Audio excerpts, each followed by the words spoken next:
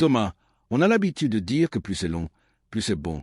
Mais là, quand les négociations traînent, ça commence sérieusement à sentir le roussi. Non? Comment tu vas ce matin? Index ouvert pointant vers la droite blanc. Écoute, ça va plutôt bien. On est à la veille d'un quart de finale de Coupe du Monde des clubs. Le Real est toujours en course, donc forcément. Pourquoi pas un Real PSG en demi-finale? On y reviendra en fin de vidéo. Mais oui, ça va. Maintenant, on va pas se mentir, le feuilleton Vinicius commence sérieusement à nous fatiguer. Cela fait plus de 6 mois que l'affaire traîne. Depuis janvier, la presse espagnole nous répète que la prolongation est imminente, que tout est ficelé, que Vinicius a paraphé son nouveau contrat jusqu'en 2030. Et pourtant, on est en juillet et toujours aucune signature officielle. Pas d'annonce, pas de photo, pas de communiqué. Rien. Étrange, non?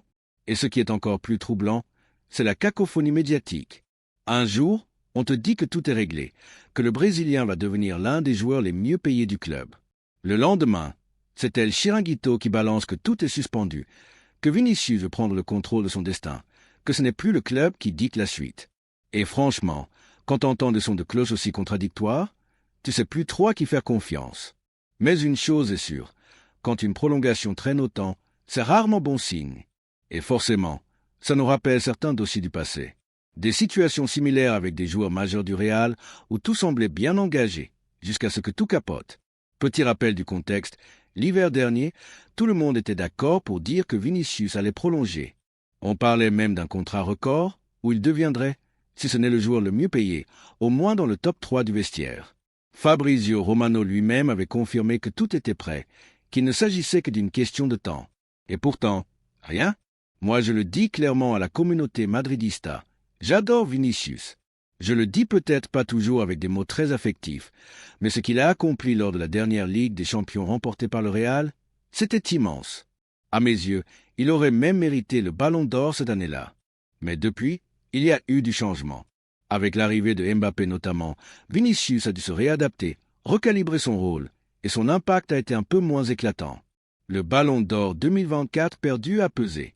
Et il faut aussi comprendre tout ce qu'il a traversé humainement, les attaques racistes répétées, le climat tendu en Liga. Ça l'a touché profondément. Et c'est normal. Mais à un moment, en tant que figure mondiale, il doit aussi prendre le dessus et montrer de la hauteur. Et depuis mars, à chaque fois qu'on dit c'est imminent, eh bien, ça ne se signe jamais. Et c'est là qu'on commence à sérieusement se poser des questions. Le véritable blocage, c'est le salaire. Vinicius, ou plutôt son entourage, voudrait qu'il soit le joueur le mieux payé du Real Madrid. Aujourd'hui, son salaire est équivalent à ceux de Bellingham ou Mbappé, mais Mbappé, lui, bénéficie d'une prime à la signature qui est étalée sur 5 ans. Résultat, au global, Kylian touche plus que Vinicius, environ 30 millions par an. Et Vinicius aimerait toucher encore plus que ça. On ne parle pas nécessairement de doubler son salaire, mais pas loin. Et c'est ça qui freine les discussions. Florentino Pérez, on le sait, apprécie beaucoup Vinicius. Il l'a soutenu publiquement et humainement après les incidents racistes. Il en a fait un visage du projet, un symbole. Mais à un moment donné, il ne sacrifiera jamais l'équilibre économique du club pour un joueur. Il ne l'a pas fait pour Cristiano Ronaldo en 2018. Il n'a pas cédé face à Sergio Ramos en 2021. Et ce ne sont pas les 24 ans et 2 Ligues des champions de Vinicius qui vont changer ça. Et c'est là le danger. Parce que quand Florentino dit non, c'est terminé. Il ne revient jamais en arrière. Il ferme le dossier. Définitivement. Donc attention. Le joueur, lui, veut rester à Madrid, il a toujours dit. Mais son clan semble trop gourmand. Et on sent qu'il y a une tentative de mettre la pression en utilisant les offres venues d'Arabie Saoudite ou en agitant l'idée d'un départ. Mais avec Pérez, ça ne marche pas. Alors soit l'entourage de Vinicius revient à la raison, soit on risque d'aller droit vers une rupture douloureuse. Et pour un joueur aussi emblématique du Real de ces dernières années, ce serait un gâchis monumental. Et dans tout ce contexte tendu autour de la prolongation de Vinicius, il ne faut pas sous-estimer un autre facteur qui peut tout faire basculer, le départ probable de Rodrigo. C'est un secret de polichinelle dans les couloirs de Valdebeba. Rodrigo va partir. Les signaux sont clairs. Et ce n'est pas n'importe qui en parle. Mario Cortegana, journaliste ultra connecté au clan brésilien du Real Madrid, affirme que Xabi Alonso est au courant depuis longtemps et que le club a déjà acté ce départ en interne. Reste à attendre l'offre concrète. On parle d'environ 90 millions d'euros. Franchement, Moi, je trouve ça trop léger pour un joueur comme Rodrigo. Pour un talent pareil, 100 ou 110 millions. Ça me semblerait bien plus logique, surtout au regard des prix du marché. Les prétendants, ils sont là. Arsenal, City, peut-être même le Bayern. Le Brésil attire et Rodrigo a ce profil rare, complet, fiable dans les grands matchs. Mais ce départ ne sera pas anodin. Et là, une question se pose forcément pour Vinicius. Index revers pointant vers la droite blanc, est-ce que la vente de son meilleur pote va influencer sa décision? Parce que Rodrigo, c'est son frère de vestiaire, son binôme de tous les instants. Alors est-ce qu'il va se dire, ok, s'il lui part, j'ai plus d'alliés, je me casse aussi? Ou au contraire, s'il part, ça me laisse la place pour devenir le visage du Real, encore plus incontournable, encore plus indispensable?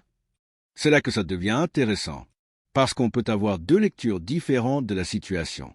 Petit losange bleu, soit Vinicius voit le départ de Rodrigo comme un vide affectif, un signal d'alerte, une raison de douter du projet. Petit losange bleu, soit il le voit comme une opportunité, un Real qui se réorganise autour de lui, un nouveau statut à assumer pleinement, et peut-être, soyons honnêtes, un budget salarial libéré que son clan veut récupérer. Mais attention, dans le monde du foot, les joueurs pensent à eux. L'amitié, ça compte, mais au final, le projet personnel prime. Et c'est surtout le Real Madrid qui va devoir trancher. Parce que s'ils vendent Rodrigo et qu'ils perdent aussi Vinicius, c'est toute l'aile gauche qui explose. C'est un double chantier à reconstruire, et c'est une image à défendre auprès des sociaux. Et n'oublions pas que Vinicius, lui, est lié jusqu'en 2026. Donc s'il ne prolonge pas maintenant, et bien l'été prochain, on entre dans la dernière année de contrat, et là, c'est la panique. C'est ce que veut éviter Florentino Pérez. Alors moi, je le lis comme ça. Bulle, si on se sépare de Rodrigo, c'est aussi pour mieux sécuriser Vinicius. Un signal fort. On garde l'un des deux, on en fait un leader, mais on ne peut pas se permettre de perdre les deux le même été. Ce serait un coup dur pour le projet. Gonzalo Garcia, c'est peut-être la meilleure surprise de cette Coupe du Monde des clubs. Un attaquant d'appui, capable de jouer dos au but, mais aussi très à l'aise dans la profondeur. Et surtout, il a un excellent jeu de tête. En Espagne, certains n'hésitent pas à le comparer à Raoul. Et le plus fou, c'est que les grandes légendes du club valide, de Benzema à Raoul justement, tous louent son intelligence de jeu et sa mentalité. Ce tournoi, c'était sa chance. Il était annoncé sur le départ au mieux cantonné à la Castilla. Et là, c'est acté, le Real n'ira pas chercher un nouveau numéro 9. Gonzalo a renversé la table. Et ce qui est intéressant, c'est que son profil colle parfaitement aux besoins de l'équipe. Il peut jouer avec Vinicius, il peut jouer avec Mbappé. Là où le duo Vinicius-Mbappé a parfois eu du mal à coexister, disons-le franchement, on attendait mieux. Gonzalo apporte de l'équilibre, de la complémentarité. Il ne marche pas sur les pieds de personne, il lit les lignes. Et tactiquement, avec l'arrivée de Xavi Alonso, tout change. On sort de l'ère Ancelotti, où il fallait faire jouer les quatre à tout prix. Là, c'est fini. Place à un vrai projet collectif, à une logique d'équipe. Et Xavi l'a dit, index revers pointant vers la droite blanc, les individualités ne brilleront que si le collectif est performant. Et moi, je veux y croire. Oui, je veux croire que le duo Vinicius-Mbappé peut fonctionner, à condition qu'il y ait de la volonté, des efforts, du repli défensif, de la complémentarité. On l'a vu en fin de saison dernière, il y a eu des promesses, notamment lors du Clásico, où les deux ont bien combiné. Si ça continue dans ce sens, on peut avoir un trio Gonzalo-Vini-Mbappé très difficile à arrêter. Mais il faut que le dossier Vinicius soit réglé rapidement, parce que c'est un poison lent. Une situation contractuelle floue, c'est jamais bon, ni pour le joueur, ni pour ses coéquipiers, ni pour le vestiaire, ni pour le club. Et aujourd'hui, on ne parle pas de peut-être prolonger. Non, on parle d'un joueur qui entre dans les 2 dernières années de contrat, qui est l'un des plus gros actifs du club, et qui peut partir pour une somme dérisoire si ça traîne encore. Et dans le foot moderne, 2 ans de contrat restant, ça veut dire que la suite est déjà en train de se jouer. Donc oui, le Real est en danger. Et oui, Vinicius joue un jeu très risqué. D'autant plus qu'en ce moment même, le club est en train de jouer la Coupe du Monde des clubs, une compétition où il reste l'un des favoris. Mais cette tension autour de son avenir plane comme un nuage au-dessus de Valdebeba. Et en plus, ses performances sont irrégulières dans cette compétition. Il a été franchement mauvais contre la Juventus, mais exceptionnel contre Salzbourg avec ce but sublime sur une passe lumineuse de Bellingham. C'est ça aussi Vinicius, du génie, de l'imprévisibilité, mais en ce moment, pas assez de constance. Caméra et maintenant, place à la vérité. Le prochain rendez-vous, c'est samedi à 22 heures pour le quart de finale de cette Coupe du Monde des clubs. Le Real affronte le Borussia Dortmund dans un match à gros enjeux. Est-ce que Mbappé sera titulaire après sa maladie? Est-ce que Vinicius brillera? Est-ce que Gonzalo confirmera son statut de révélation du tournoi? Et surtout, est-ce qu'on aura ce fameux Real Madrid-PSG en demi-finale? Index vert pointant vers la droite blanc, la réponse, c'est dans quelques heures sur le terrain. Allez, on se retrouve juste après pour le débrief. D'ici là, prenez soin de vous, à la Madrid, et faites-nous rêver. Et puis il y a ce facteur qu'on oublie trop souvent. Dortmund est une des proies favorites de Vinicius. Dès qu'il les croise, il brille. Un but en finale de Ligue des Champions. Un triplé monumental lors de cette fameuse remontée au Bernabéu, quand le Real était mené 0-2 avant de s'imposer 5-2. Rappelle-toi cette action folle. Vini part de son propre camp, dribble tout le monde et plante un bijou. Ce samedi, le décor est planté. On attend que Vinicius fasse parler son talent. Et clairement, c'est le moment ou jamais. Balance alors divorce ou pas cet été entre Vinicius et le Real. Honnêtement, j'ai du mal à l'imaginer. Pourquoi? Parce que Rodrigo est sur le départ, et ça, ce n'est pas un hasard. Il n'a quasiment pas joué dans cette Coupe du Monde des clubs, c'est un message clair envoyé par le club. Index vert pointant vers la droite blanc, on ne compte plus sur toi à long terme. Gonzalo cartonne, Mbappé est là, Vinicius reste le joyau. Rodrigo devient l'élément de trop dans la rotation.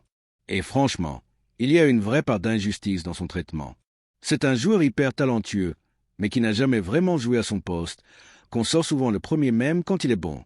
Et ça commence à le fatiguer. Il s'en est déjà plaint à demi-mot dans la presse. Et ça, du côté de Florentino Pérez, ça ne passe pas très bien. Donc pour moi, c'est clair. Index vert pointant vers la droite blanc, Rodrigo va partir. Index vert pointant vers la droite blanc, Vinicius devrait rester. Mais à condition que la prolongation soit vite bouclée, sinon ça peut déraper. Parce que 2 ans de contrat restant, ça veut dire qu'un club peut déjà préparer une offensive à la baisse. Au pire, que l'Arabie Saoudite vienne mettre 220 millions sur la table, et là, tout peut basculer. Court but à aller. On passe à la partie prono, les fameux Los Pronosticos en partenariat avec notre partenaire Unibet. D'ailleurs, vous avez 10 € offerts via le lien en description. Et comme toujours, jouez avec modération, uniquement si vous êtes majeur, évidemment. Graphique à barre les cotes pour ce Real Dortmund. Victoire du Real à 1,62. Match nul à 4,25. Victoire de Dortmund à 4,85. Je rappelle que ces cotes sont sur les 90 premières minutes. Ballon de football, mon feeling, je vois une victoire du Real. Je garde mon score exact pour ma vidéo dédiée, mais si je devais vous donner un buteur, ce serait Vinicius, évidemment. Il aime ces matchs-là, il aime Dortmund. Feu, toi tu vois un 2-1 pour le Real avec but des 2 équipes. Et t'as osé un petit coup. Serhou Guirassy buteur. Pourquoi pas? Ça se tente. Il est en forme. Il avait déjà marqué face au Real en Ligue des Champions, et on sait que le Borussia peut piquer. Calendrier, en tout cas. Les amis, on a une grosse journée samedi. Le live à 20h pour PSG, Bayern. Le débrief Real, Dortmund dès la fin du match. Et dès lundi, on se projette sur la demi-finale de rêve, Real PSG. Et croyez-moi, ce match-là, s'il a lieu, ce sera une demi-finale de feu. Mbappé contre son ancien club. Vinicius avec un message à faire passer. Et Xavi Alonso dans son premier gros test en tant que coach du Real. D'ici là, dites-nous en commentaire ce que vous en pensez. Punaise Vinicius, prolongation ou divorce? Punaise, et quel est votre prono pour le match de samedi? On vous lit. On se retrouve en live et en vidéo. Et comme toujours, à la Madrid y nada más. Ciao les amis. Singman dit au revoir